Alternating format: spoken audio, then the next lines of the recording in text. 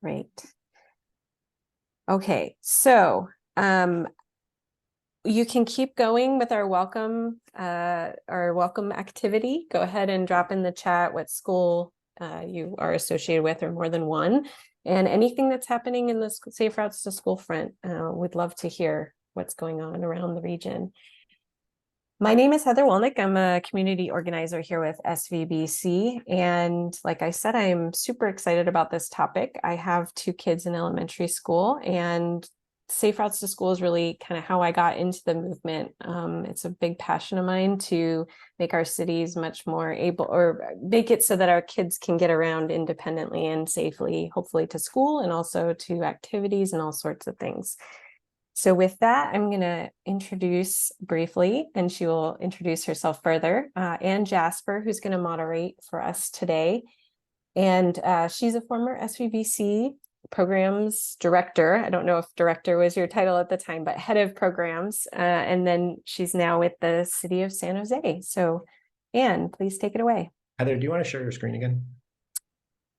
I can. It's just the prompt. Let's see here. Okay, that's fine. Sure. People know they're in the right place. Yeah, sure. No problem. Awesome. Yeah, so my name is Ann Jasper. I manage the Walk and Roll program for City of San Jose Department of Transportation. And we are housed in the Vision Zero program. So we have those black and yellow billboards everywhere, which we hope we've seen to get people in San Jose to slow down when they're driving. We have 3 staff here. We manage walk and roll programs, or support walk and roll programs for about 80 schools throughout San Jose. And that's enough about me. We're all here for to hear about the cool stuff happening at Trace Elementary. So, Heather, should we hand it off to Soren and Rachel? That was great. All right. Let's see. Guys.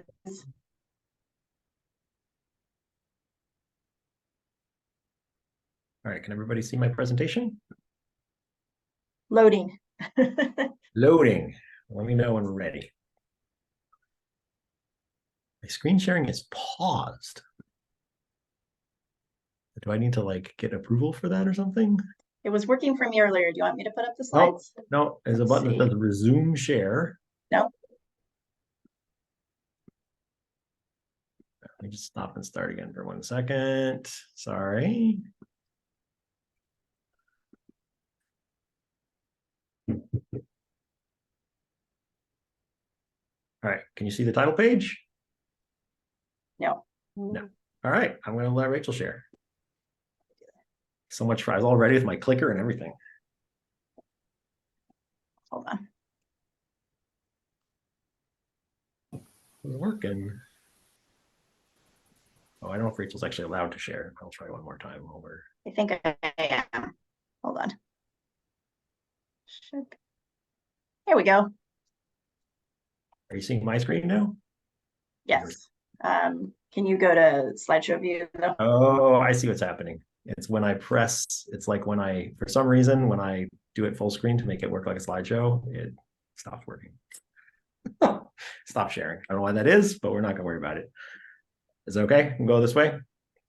Yes, looks great. Okay. So first of all, thank you everybody for coming. We're very excited. We're really looking forward to meeting you all. We're going to talk about what we've done, but we really want you to feel free. Unlike if some of you saw this presentation at the Bike Summit, it's a very similar presentation. We have a couple updates, but we do actually this time encourage asking questions. So feel free to ask questions in the chat, and we'll have Ann and Heather will kind of echo those out. But please feel free to speak up and kind of, you know, we'll try to pause as we go through because we do want this to be more of like a conversation because we want to get to know each other. We want to hear what you guys are done. Okay, so this, as some of you may know, is downtown San Jose. Has really beautiful bike lanes. And so shortly before my son started kindergarten, we went biking downtown. And my son's comment was, I wish we had bike lanes like this in San Jose. Which breaks my heart because we live 2 miles from here and we didn't have any bike lanes then. And we have bike lanes now, but they don't look anything like this. These are some beautiful bike lanes. And we have these all over San Jose, just not yet in our neighborhood. And very, very often we do not have these anywhere near schools.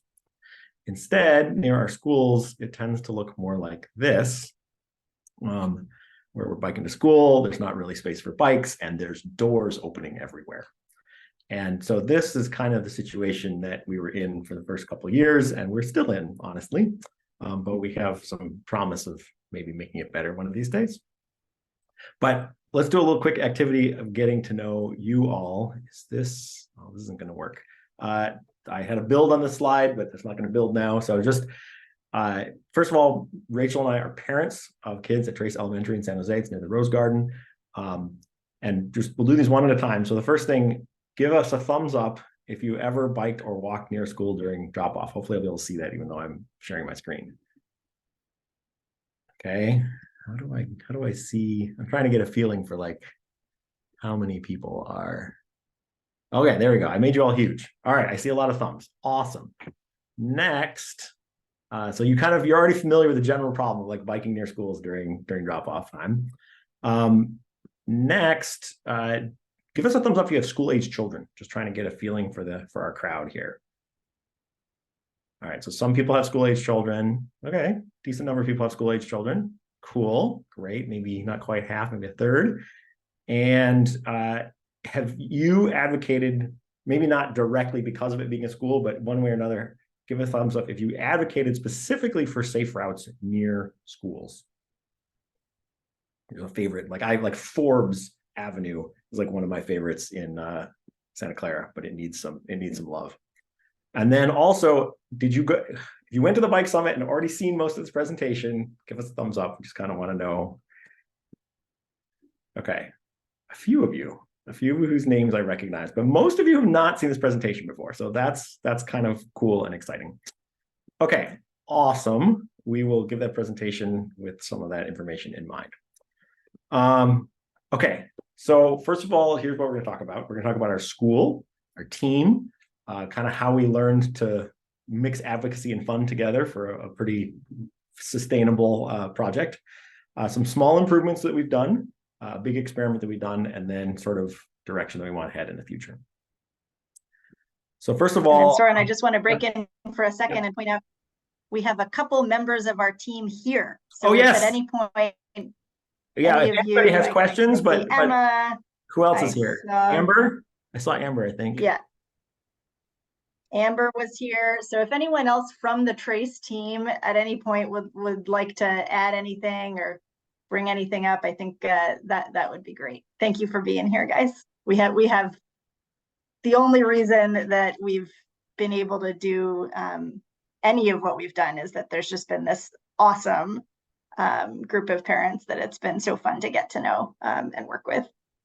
So thanks for being here, guys. Thank you for calling that out.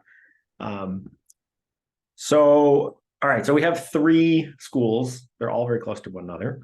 And so we have a middle school, elementary school, and high school. And together there's 3,600 students.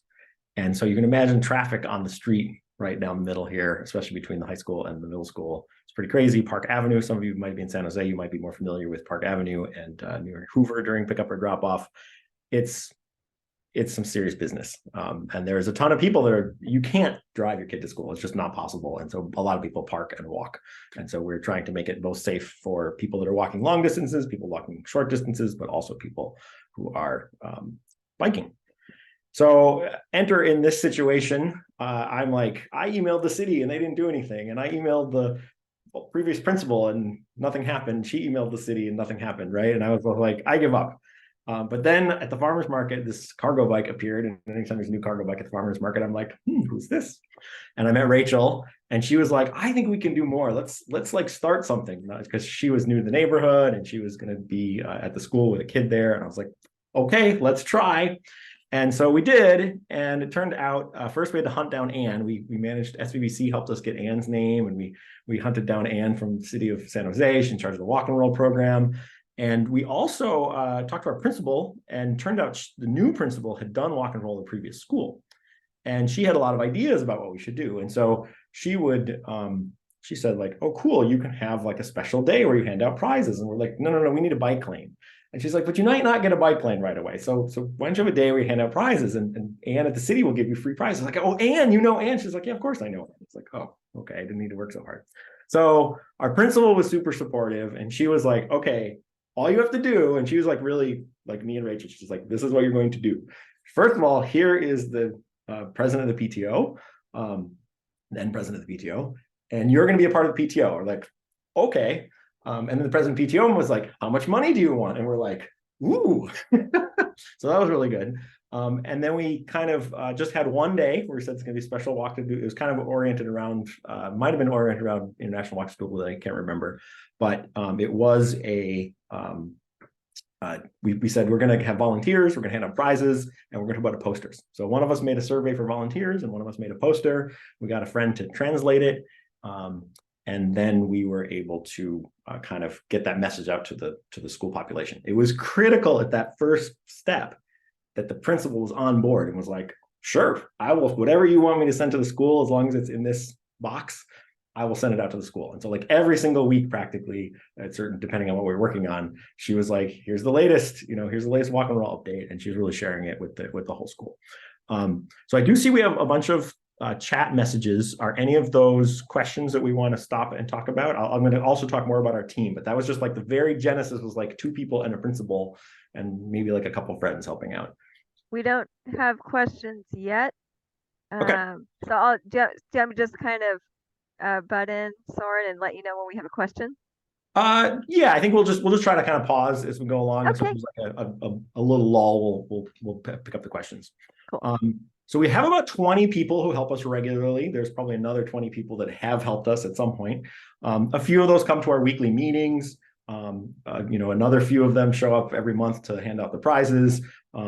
And again, the principal has been really very helpful. We actually recently started working with an assistant principal, which is great because the principal's very busy. And then also there's a parent liaison, which I don't know if all schools have, but we have this amazing parent liaison who just looks for resources for families and connects. Like basically her job is to serve the families of the school, not, and so she is now the one that helps get our communications out as well as the PTO. And then honestly, really, really key to our program isn't just the people that show up and volunteer or show up and plan, but they actually show up to the school, right? And so like San Jose Walk and Roll has these great programs, and we'll see a couple of them here, but hundreds and hundreds of families actually show up to the events, right? And so that's been a really critical piece. Here, by the way, Rachel really wanted to go on the 4th of July parade. She was out of town, but we went anyway. And so this is sort of a picture of our team having fun. Another day, another year. But you can see we already got some traffic cones in there. We got our walk and roll banners that we made so that we can kind of decorate. The principal's like, you should have balloons. And we're like, those aren't going to last very long. So we got some banners. Okay. If there are no questions, I'm going to continue. Feel free to speak up, also unmute and speak up if anybody wants to ask questions. Okay. I thought that might be a place where people had a lot of questions, but maybe not. So some of the stuff we did first, we try to do these kind of community activities. So we held at the bottom a walk and roll rodeo, which was Anne and staff came to our school, but we also had some volunteers. And it was the first post-pandemic in-person event. There were 166 kids with bikes, and we have about 800 kids in the school. So that was pretty showing. And people just had a ton of fun. I was like, what are the parents going to do? And they're all just like, oh, it's so good to see you, right? And I was like, okay, fine. And then the kids are just, riding around, and we're trying to get them to do stuff. And then the top part is we did a Viva Escuela, where we actually got to close the streets and have kind of a festival on the street. This was before school. This was even more impressive. There were probably like 5 people that showed up. We did offer free donuts, but still they came at like, 7:45. It's pretty good. We also continued doing kind of the walk and roll days. We said like, okay, every month we're just going to have one. We were, by the way, this is the Spanish flyer. We translate everything into Spanish because our school is basically English-Spanish school.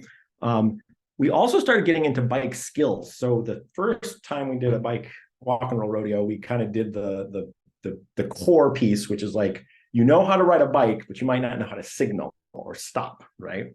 And that is a really key piece to be able to get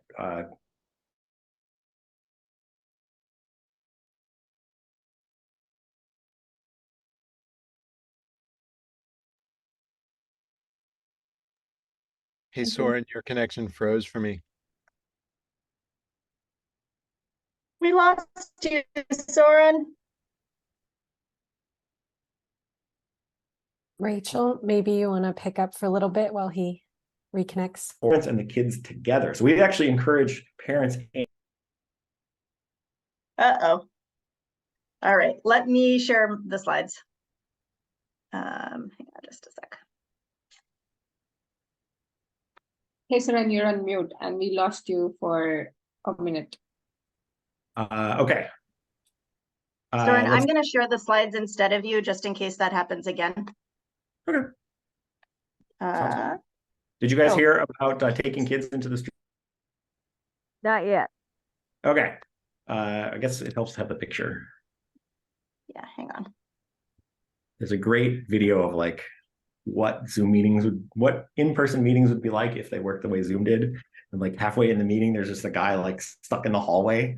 And he's like, what happened? That's so funny. Soren, if we lose you again, we'll put in the chat that you should take your video off, because that weirdly enough does help.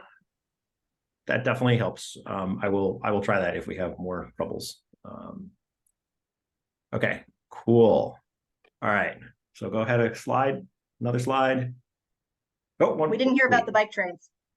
No, go back one. I'm not quite done with the Oh, previous sorry. slide. Okay. I think it takes a second. There we go. Okay. So in the middle is your traditional a walk and roll rodeo, although we did make it into a figure 8 so that there's an intersection where the kids have to stop. Below, I'm teaching a kid how to bike. And over on the right, we're actually taking the more advanced kids out into the street. That's Amber right there. Go Amber. So yeah, we've tried to really expand it because we really want people to be able to feel confident biking as a family in the street, even with a lot of cars. So next.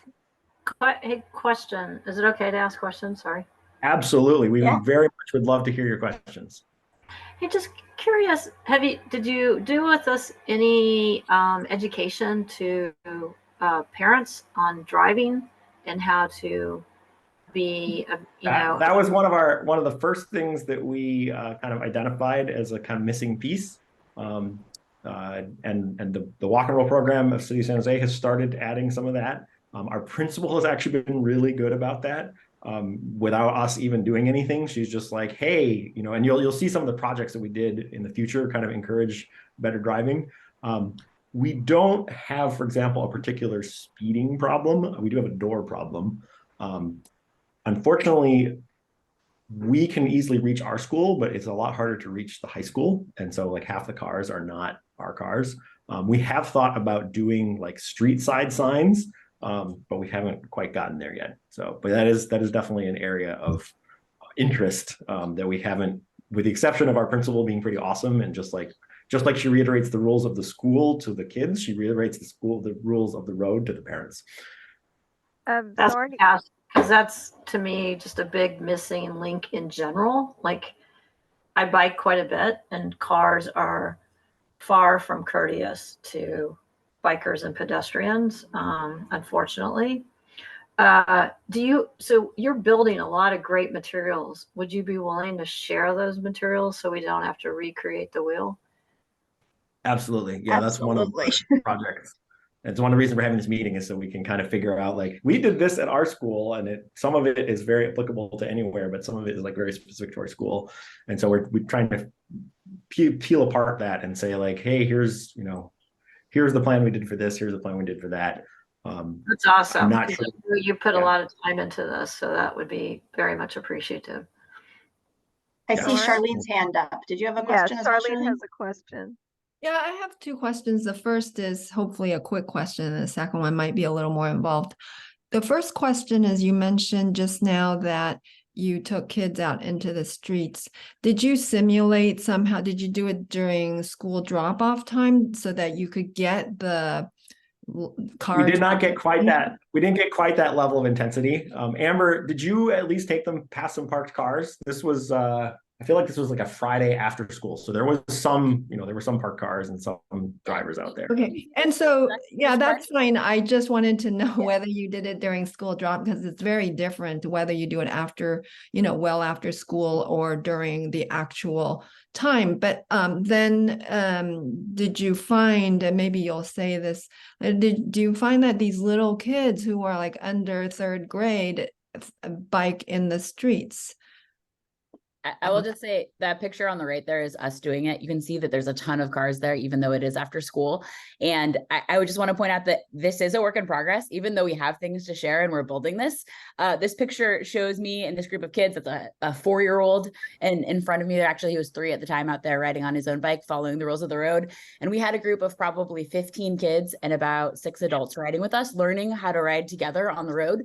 We're getting ready to make a right turn into what's a sharrow. So there's not a bike lane there. There are cars parked against the side. There are cars behind us. And one of these cars illegally passed us and blared their horn and almost hit 2 kids while we were riding right here. And so even though we have done a lot of work, it's still a work in progress. There's some work we've done since then to try and make it so cars can't do that, to cause more danger, that Soren will talk about a little bit here, but it definitely is still a work in progress. And so it is a recommended route that they bike in the street as opposed to on the sidewalk?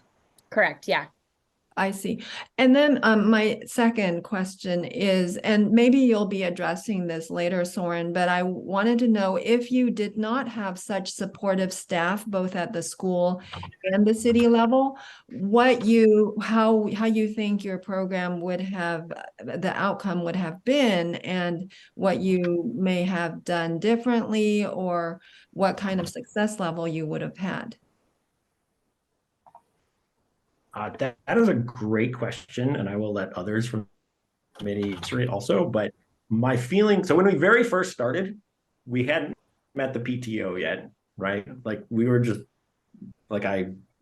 paying for stuff ourselves, right? And so I think we were eager to do the advocacy part regardless, because it's like we have to bike here, and so you could just imagine the school as a box. And we're not going to go inside it. In fact, when we started, it was pandemic. We weren't allowed to go inside. We've been meeting outside for almost more than 2 years now, because of the pandemic. But so I think we still would have done some of the second part of this talk, but the first part of this talk, I don't think we would have done, because we wouldn't have had the buy-in and the communication and stuff like that. But Rachel or Emma or Amber, what are your thoughts?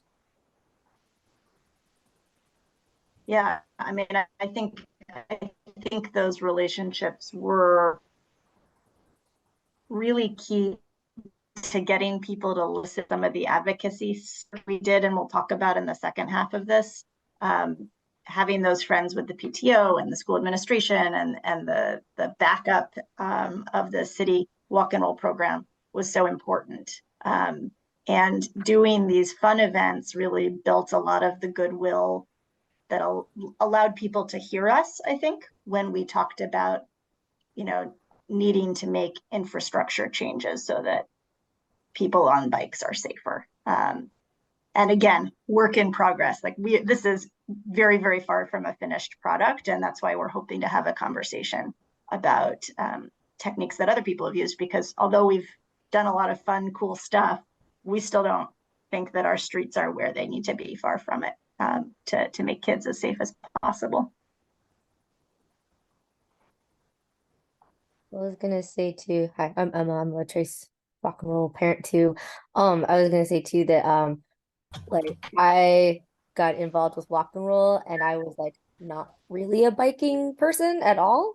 And so having this super energetic group of parents that really wanted to see other families be able to bike to school helps me and my family feel safe enough to try biking on the road together with them. And and then I think in the next slide or two they talk about some bike trains. And so I was able to connect with the walk and roll committee. They were able to help be oh, actually there's a bike train that's kind of in your area over here. Put me in contact with them. Amber was amazing and helped kind of teach me and my husband how to bike with kids in the road and feel safe about it and feel good that this is possible, we can do this, this is how I'm I don't know how to bike with my kid in the road, they're gonna get hit, I'm gonna die, it's really scary. But just having that community to support new people was I don't think I would do this if it hadn't been so welcoming and oh my gosh, yeah, let me share all this with you. So that was really important too. This is probably a great segue for us to talk about our bike trains, but next slide. I think that the strength in numbers is a really big part of it. I can see a few people talking in the comments about how there is a path to school, but it doesn't feel safe, or, there's too many cars or things like that. And so, we are the top bike train there. And we started off with just my son when he started kindergarten. He's the kid in the back of that picture there. Him and I riding to school every day. It's a little over a mile for us to ride to school, riding this route that you see in the top picture. And when it was just him and I, definitely, there's cars trying to pass us. They have a little bit less respect because it's only the two of us. He's small, we're riding single file, trying to do our best to stay to the side, even when there's not a bike lane, but it doesn't feel safe. The amount of respect we get, though, as a bike train, we have at this point about 7 kids that ride with us every single day, and then it flexes up from there. So sometimes we have as many as 10 kids. Sometimes when the weather is crappy, we'll get down to like 3 kids. And then their parents join us also. So we have usually at least 3, if not 4 or 5 adults that are joining us as well. And so we're a big group. We get a lot more respect. Cars give us space. We have much more ability to take the lane when it feels like we're not safe riding single file, that there's not enough space. And so we have a number of parents like Emma that mentioned there that did not feel comfortable riding to school with their kids, but because of the strength of us having a group that rides together and the amount of space and respect we get from cars by riding together, that now ride bikes. We have a majority, I think there's only two of us families that felt comfortable riding to school before. And since then we have, like 5 or 6 families now that ride with us that weren't riding previously, but because of the strength of our bike trains are riding now with us every day. We have another question from David. He wants to know, does the presentation have an example route, which looks like there is right here, or is there more than one route that Trace students use? Looks like that's what's coming up. You can find these routes as well on our bike trains are on our website, and actually Emma posted part of the link to that just now. So you can find our walk and roll website with the routes that we use for the bike trains.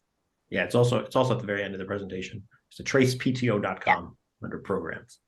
But yeah, we are. This has been one of our best ideas. It's also been a challenging idea to keep the bike trains moving.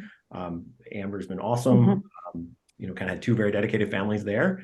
And we did manage to start another bike train, which would ride a couple times a week, but hasn't been riding so much lately. But we at least have a route, which is a good start. But yeah, we really want to build those up over time, because they are kind of instant safety in numbers, right? And it works really well. It brings new families on board. And then, but it is a lot of work. Like, we got up a lot of days at like 6:30 in the morning to like scout out routes and bike with the families that weren't sure they wanted to bike from 2 miles away and stuff like that. So it's a lot of work to get that started. It's super awesome if you have someone like Amber who's already like, well, we're already biking over here. Why don't we just tell people to join us? So yeah. So to the question, there's somebody in the comments that asked like, how often is bike train? Our bike train from the east side, our east side bike train runs every day, because we have biked. We are now 2.5 years in. We've biked to school every single day, rain or shine. So we pretty much say our bike train is running. Our website tells you what time you can grab us at each spot and you can jump on it. We will be there. So I have now a 7-year-old and a 4-year-old that both go to Trace. And so the 3 of us are riding every day. It's very, very seldom that we ride alone, but people know, they can check it out on the website. Our other bike train from the west side is running more weekly. That's not quite to an everyday cadence yet, but it kind of takes somebody that, is keeping it moving every day to be able to get that cadence. Yep. Yeah. And then these are just some photos, because so one of these photos is from our bike. We're actually getting somebody fitted on a bike, but a lot of times we just show up to other stuff. We showed up to the 4th of July parade. We showed up to the fall festival. Just whatever is going on, we try to be there. We try to have a booth. Sometimes we're running a carnival game, but we still got our walk and roll flyers out. And then, we meet those few new families that are interested in biking and try to get them what they need. Often they need a route. Sometimes they need to know where to get a bike. Sometimes they just need practice to ride safely, but everybody can get better at riding as a family. Next. So we're going to move now from talking about the community building and kind of education stuff we did to talking more about advocacy. And, while as a group, we were having so much fun at all of these events from the beginning, really, as Soren mentioned, we were like, we want a bike lane. We want it to be safer in the streets for kids to get to school. And so really, I would say help for this advocacy effort came in large part in the form of a very humble tool that turned out to be very useful. We were Soren was really inspired by one of our school crossing guards who had a set of traffic cones that he put out every morning at the crosswalk that he manned. And we realized that, boy, traffic cones are a very simple, cheap, easy to deploy fix for a lot of different problems that we were having in the streets around our school. So first, some small things we used traffic cones for. We used them to kind of better delineate some of the crosswalks. So in the top left corner here, you see one of the really gnarly crosswalks near our school that has, like you can see the crosswalk actually turns 90 degrees in the middle of the street.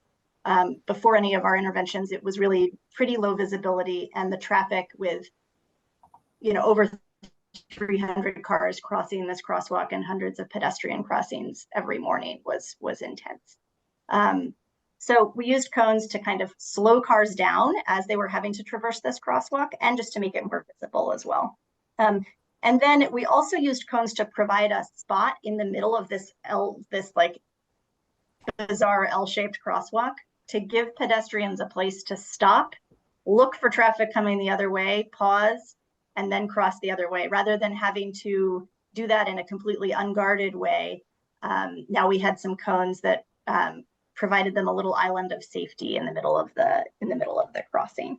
And then over the summer, actually, the high school principal, the Lincoln High School principal, requested bollards to delineate the middle of this very wide street and prevent U-turns. Requested that the city provide bollards. And there was a lot of support from Anne and the city walk and roll team with this too. And we kind of got to piggyback along with those bollards down the center of the street. We ended up getting bollards added to the crosswalk as well. The other thing we used cones for, and I think we have another picture of that later. The other thing we used cones for was just to increase visibility and safety around crosswalks by keeping cars from parking in the red zone. So we frequently had this problem where kids couldn't even sort of assess whether it was safe to cross because there were so many cars kind of parked in the red zones immediately abutting intersections, illegally parking. So we just used cones to reinforce the already existing laws that you weren't supposed to be parking in these red zones or stopping even. So that was helpful. And this, sorry, I previewed this already. So this is the post-bollard installation photo. We also were lucky enough that the Department of Transportation did some more striping of this crazy crosswalk as well. So you can see that the crosswalk is still pretty intense. However, this crossing, this intersection is still pretty intense, but at least it's higher visibility now. There's a very clear area that's a little bit safer for pedestrians to pause before they cross the other direction in the middle of the street. And cars are really forced to slow down to make the turn into this intersection because of the presence of those bollards. Rachel, I have a question for you about the cones. Yeah. How did the school, the city DOT, and/or the police department feel about you guys putting cones out, taking that action upon yourself? Was there any pushback from them, or did you have to ask permission, or how did that work out? We did get permission from our school principals, so both from the high school principal and our elementary school principal. Well, maybe with the cones, we was sort of more letting them know that we were going to do it. We did not at any point get pushback from the city. There was some pushback from parents, particularly with this next bit I'll talk about once we started building a bike lane with cones. Some pushback from parents who said, did you get city and school permission? And we had advised the city that we were doing this, and we had advised the school principals that we were doing this, and no one ever told us that we couldn't. So that was sort of the process. Yeah, Anne has been very supportive in sort of helping us have a feeling for what's likely to happen if we do things. So that's been really good to know some people at the city to kind of get the info. And we've met the traffic engineers multiple times, right? And they've been out, they've seen our cones. In fact, when we prototyped this design right here, they had kind of drawn the design, and we were in a Zoom meeting, and we went on Google Maps, which by then someone asked, like, when do we put the cones out? The cones they're just out all year, and they move around a lot, which is a major problem. But just anytime they're in the wrong place, you put them back where they're supposed to be. But when we went to when they were prototyping this, they're like, here's our design. And I was like, and then we went on Google, and I was like, here's our design, like already in the street. right? And so like, what do you guys think? And they're like, oh, okay, that's cool. And I was like, you know, can we put one extra bollard? And they're like, no, the modeling, like we had a cone to kind of tunnel in the inner corner there, which actually was pretty effective, but they're like, our modeling software says that like a truck wouldn't be able to drive around there, you know, you're like, okay, fine, whatever. But now we have that safe space. We don't have those right turns. It's a huge improvement. And So. Soren, we have a question Yeah. in the chat. Someone said they're wondering if you would be willing to present what you're doing to the Mountain View Safe Routes to School Coordinating Committee. Sure. Yeah, we want to take the show on the road in general, and we'll talk more about that later. And then they had a second question. How much partnership do you have with the city on things like walk and roll events and bike trains? I think you've touched on that. You and Rachel and Emma and I and Amber work hard on this, but really, we're sort of backup.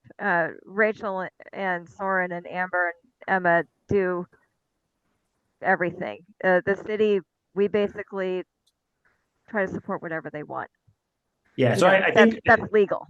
Yeah, exactly. They keep us honest. But we ask creative questions and they give us creative answers. I do want to say first of all, City of Walk and Roll, the City of San Jose Walk and Roll program is great and it's been improving and we love it. We definitely are trying to push the boundaries and go like way beyond what that current Walk and Roll program is currently doing. It's scoped to do a lot of things that the current program is not quite hasn't achieved all those different things. It's fine. But I will say that for the things, there's like this, if you're in San Jose and you haven't worked with the Walk and Roll program, it's amazing. They have like a menu of things. They're like, we can do a safety assembly. We can do a skills training. You know, we can do this, we can do that. They can even provide city volunteers to hand out goodies on like International Walk to School Day, right? Like they are great. Right. And so any of those things is a really good way to get started on like, we just did something and we found the other people. Because one of the key things you got to do is you got to find the other people so that it's not just like one or two. It's got to be at least like 4 or 5. And there are, you know, as I said, we about 20 that come and go and help regularly over time. Also, if you go back, if you go back 2 slides, I think you'll see where the right turn was. Somebody's asking in the chat where the right turn used to be. Yeah. This right turn? Yeah, so basically in the middle photo straight across, you can't really see it very well, but cars were able to turn across that thing. There was basically a free right turn. It's like that little chunk of the sidewalk or the crosswalk there that kind of keeps going after it makes the 90-degree turn. The like section there is where cars were turning right from Brooklyn onto Dana there. Yeah, right there. And the way that you drew that line makes it look like they were turning out of the main lane, but they weren't. Yeah, there were actually 2 lines. There was like a line that was turning left and a line that was turning right, made it especially hard for pedestrians. And one of the first things that we did was just put a cone in the line that was turning right. So you still had people making the turns and turning in a really annoying place, but at least you only had to look at one driver at a time. That was one of our first things. So we should keep moving though. Yeah. So, all right, so we had used, how do I get rid of this? I don't know how to make that go away now. Oh, well. So we had first used the cones to address kind of these smaller problems, and we then realized that maybe they could also be a partial solution to the thing that Soren and I had started talking about in the beginning when we first met at the farmer's market, which is that like we didn't have a bike lane. And so we used the cones to build a bike lane, basically. And basically we took this temporary bike lane up and down a couple of times, and we used a few different methods of data collection to study how the presence of this temporary bike lane affected bike behavior, pedestrian behavior, and car behavior around the school. So one thing we did was we collected community feedback just through an online survey. We had posters up all around the neighborhood, emailed to the school community, and we got about 170 responses. And as you can see, the feedback was largely positive, although a minority of respondents had some really significant concerns, which we were then able to address with 2 other forms of data, looking at the effect of a bike lane. So one thing we did was actually use a stationary video camera, and we're able to do car counts coming past the school. to see whether the presence of a bike lane affected car traffic, because one of the main concerns or the respondents to the community survey, like, oh, it's already so terrible to drive in your school, you're going to make it even worse. This bike lane is going to make it harder for cars, which maybe we weren't that upset about, but we understood that this was a concern of the community. But in fact, we were able to show using these video cameras that the bike lane did not decrease the number of cars passing through the school street, passing through this intersection in front of school. And then we also used just sort of brute force data collection in the form of some very dedicated parent volunteers who were out morning after morning with clipboards counting numbers of parked cars, numbers of people crossing the crosswalk, numbers of bikes going by, numbers of cars turning into the parking lot. And so we used those counts with and without the bike lane to be able to show that the bike lane did slightly increase the number of bikes. It also increased the number of cars that were using the official school parking lot, maybe because they were no longer able to park on the street where the bike lane was. And then two of the downsides to the bike lane maybe were that the bike lane increased the number of cars making U-turns in the middle of the street in front of school. And something some people saw as a downside, and I think we could talk about that, is that it increased the number of cars dropping off kids in the center lane of the street. Now, both of those concerns were driving addressed. lane. There's both a center lane and a driving lane. Yeah. But the bike lane did not cause more pedestrians to jaywalk, which was one of the concerns that was repeated multiple times in the community survey. It did not change the number of, as Soren just mentioned, the driving lane drop-offs. It was this weird center lane we have in our street because it's an unusually wide street, at least until the bollards went in. And it didn't impact the overall quantity or speeds of cars that were passing by. So, in the spirit of being fully transparent, couple things. One is that our bike lane is currently down. We have not been able so far to get support from the city in installing a more permanent form of the bike lane. It got knocked down a lot. We did at least get the principals to say that they're okay with it. So that data at least got to the point where they were okay with it. Yeah, but it required quite a bit of maintenance from our team. So, every time there was a school event or frequently over the weekend, the cones would get displaced and need to be put back. And it was just a ton of work for us to keep putting the cones back. And we haven't been able to get permission to make a more permanent installation of the bike lane.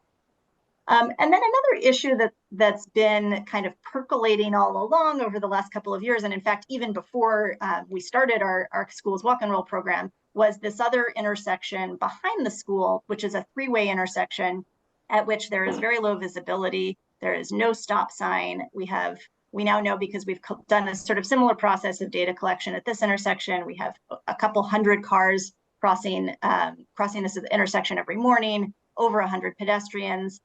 And starting more than 2 years ago, there's been a process of official requests through the school administration to the city for a crossing guard, for better crosswalk infrastructure, for a stop sign at this intersection. And we haven't really gotten anywhere with that official process. And so recently, actually, our school principals have gotten so frustrated with this, and knowing how unsafe this intersection it is, and really seeing on a daily basis a lot of near misses at this intersection, the principals had asked us to become more involved and help them to collect more data and make another formal reach out specifically to our city council member to reiterate these requests for support from the city and to make this intersection a little safer. So that's a very recent project that we've been getting more involved with. All right, and then again, work in progress, lots of things we would like to see in the future. One thing that at almost every meeting when we discuss making improvements to the street, I think one of us sort of says, what would be the easiest way to fix this problem would be just not to have cars on these streets immediately surrounding the school during the period of drop-off and pickup every day. So we have talked about multiple different combinations or layouts or ways that we could do short-term shutting down of certain blocks around the school on a daily basis to make it safer for kids when they're coming to and going home from school. And this is something that's done around the country and especially around the world. And we know in other communities has worked really well. And in many ways, it's a much cheaper way to solve the problem than paying for crossing guards, paying for updated street infrastructure. And so it's something we continue to talk about as a group, and would be really interested to know if there's anyone else out there who has successfully gotten this to be considered by their community. Lots of other ideas out there. One that was brought up earlier is why should all of the onus on safety training be on kids who are riding their bikes? Shouldn't some of that onus be on the adults who are driving their cars? Absolutely, we agree with you, and would love to see that driver education piece be addressed more. So lots of, and you can see lots of other kind of things that we've talked about, like making suggestions for drop-off zones for cars that are a little further out from the school, so people don't need to come so close in, with then recommended walking routes from each of those drop-off zones. We've talked about that way of distributing drop-off, so it's not all concentrated in this one block area. But lots of other thoughts, and we'd love to hear your thoughts as well. Soren, handing it back to you. I'm gonna go very quickly because we are running low on time. I'm glad we had a great conversation. So I did notice that you can get an easement, encroachment permit for a parklet. And so we might just try to design a parklet that happens to be linear and feature a pedestrian bicycle path. And then maybe that might be a path to drilling those cones into the street. Next. Okay, so we've done this at our school, but we think that every school should do this. We think it should be policy that every school should have like automatic stop signs near all their crosswalks, things like that. But we're not there. And so we really want to spread this message. We want to share it with all the rest of you. And we want to keep in touch. And I don't know exactly the right way to do that. As of like once upon a time, there's something called the San Jose Walk and Roll Task Force with representatives from different people around the school, different schools around the community. I think that would be a great way. SVBC has talked about maybe having a schools team. So that's one way to do it. I do think, you can do a little simpler and just say like, let's have an email group or whatever. We can decide what our thoughts are. But I think I don't have the answer to this, but I am very curious what other folks think, especially if you're, I'd love to just hear what people have to say about this. How would they like to participate? You want to come to one of these a year? You want to come to one of these a month? You want to, have some sort of other kind of training session? Maybe just drop stuff in the chat because we're a little low on time. Soren, we just speaking for the city, we would like to restart this walk and roll task force. So let's talk offline about that and see what we can get going. There was a question also in the chat about what bike cages or bike racks are available to students in San Jose.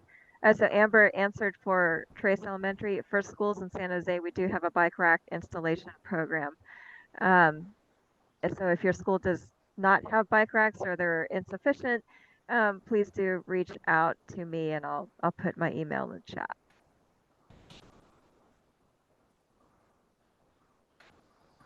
Yeah, we're definitely willing to speak to folks from other schools. We just want to make, we want to figure out what the right way to magnify the message and get it out and share it with as many people as possible. Awesome. Yeah. So so we do need to unfortunately wrap up our awesome lunch and learn. This has been just absolutely inspirational.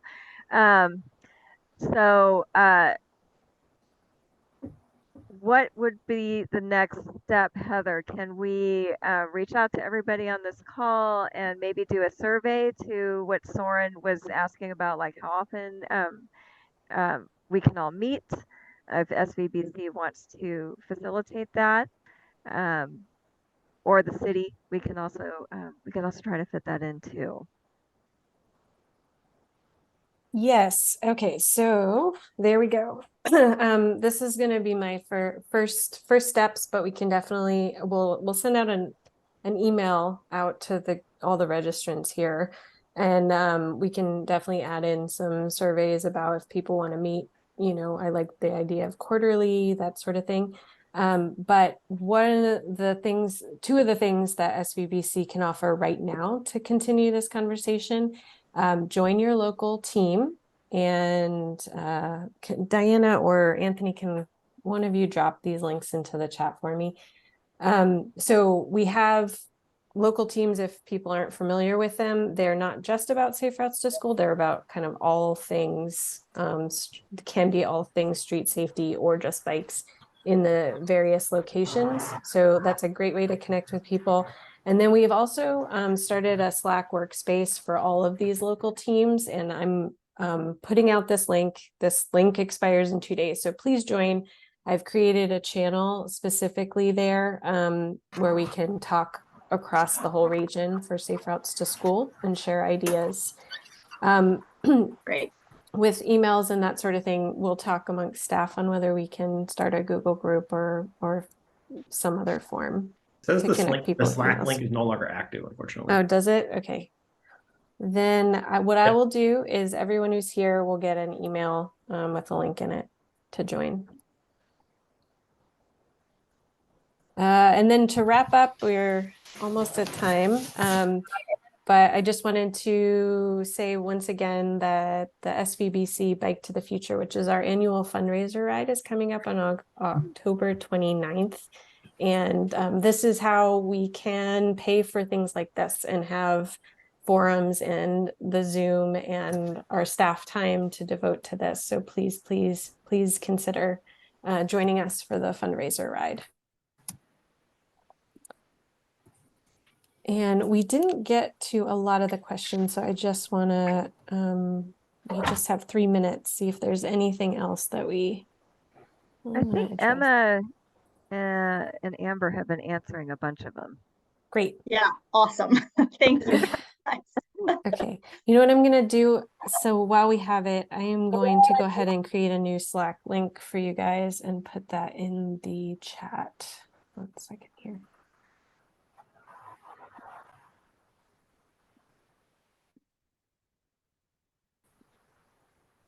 They did make a recording, Monique. I don't know if it'll be available, hopefully. Yes, we have a recording. We will, we post it on our website every time.